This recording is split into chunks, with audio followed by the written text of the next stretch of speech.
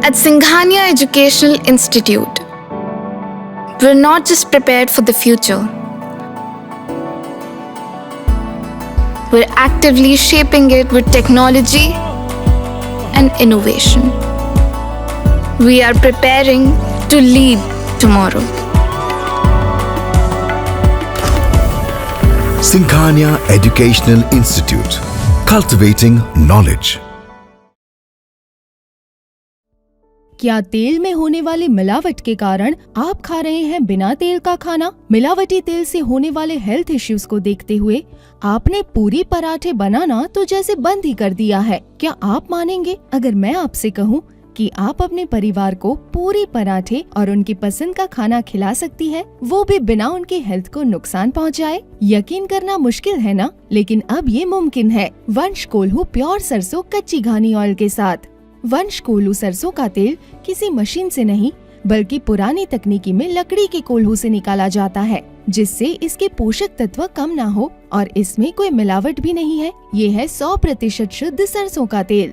तो अब रोज बनाइए अपने परिवार के लिए उनकी पसंद का खाना वंश कोल्हू प्योर सरसों कच्ची घानी ऑयल के साथ। वंश कोल्हू, तेल सही मिलेगा यहीं। Manufactured and marketed by Vansh edibles private limited, 6 MI Husainganj, Sitapur, UP, Bharat. Pin 261125। Lok Sabha चुनाव की रणभेरी बजने में अब बस कुछ ही समय शेष रह गया है। हर सियासी पार्टी अपनी रणनीतियों को तर्कस से निकालकर चमकाने में और धार धरने में जुटी है। भाजपा ने इस बार यूपी की सभी 80 सीटों पर कमल खिलाने का निश्चय किया है। भाजपा इसके लिए हर मुमकिन कोशिश भी कर रही है। सपा यूपी में प्रमुख विपक्षी दल है। इसके मुखिया अखिलेश यादव को जनाधार वाला नेता माना जाता है, लिहाजा उनसे उम्मीद है कि वह भाजपा के विजय रथ को थाम सकते हैं। कांग्रेस के साथ सपा का गठबंधन हो चुका है।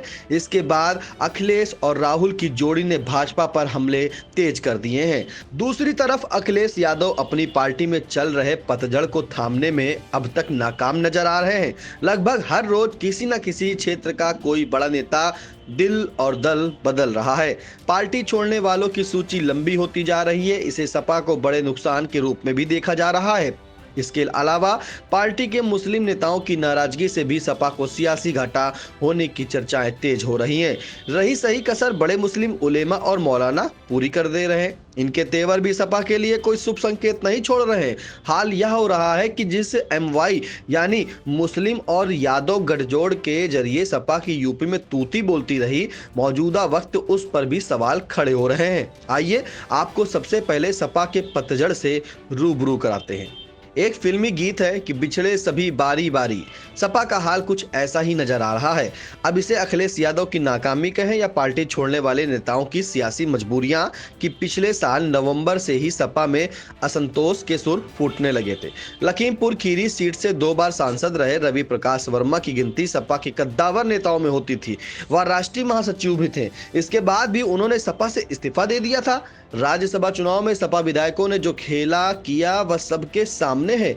एक और राष्ट्रीय महासचिव स्वामी प्रसाद मौर्य ने तो अखिलेश यादव के नए फार्मूले PDA पर सवाल उठाते हुए पार्टी छोड़ दी।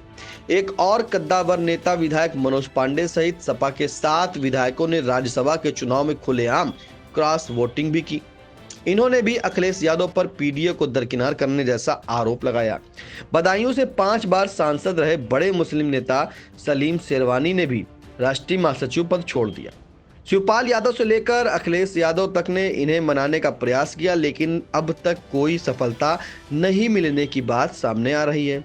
ताजा मामला सहारनपुर से विधायक रहे संजय गर्ग का है, जिन्होंने सपा छोड़कर भाजपा ज्वाइन कर ली। बरेली के मौलाना तौकीर रजा मुस्लिम समाज के बड़े मौलानाओं में शुमार होते हैं। इनके समर्थकों की अच्छी खासी संख्या भी है। हाल ही में मौलाना तौकीर रजा भी आबादी के अनुपात में मुसलमानों की भागीदारी का सवाल खड़ा करके अखिलेश यादव की दिक्कतें बढ़ाने का संकेत दे चुके हैं।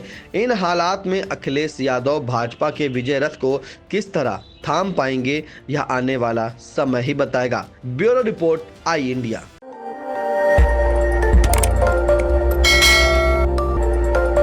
खबर आपकी, नजर हमारी। देखते रहिए आई इंडिया।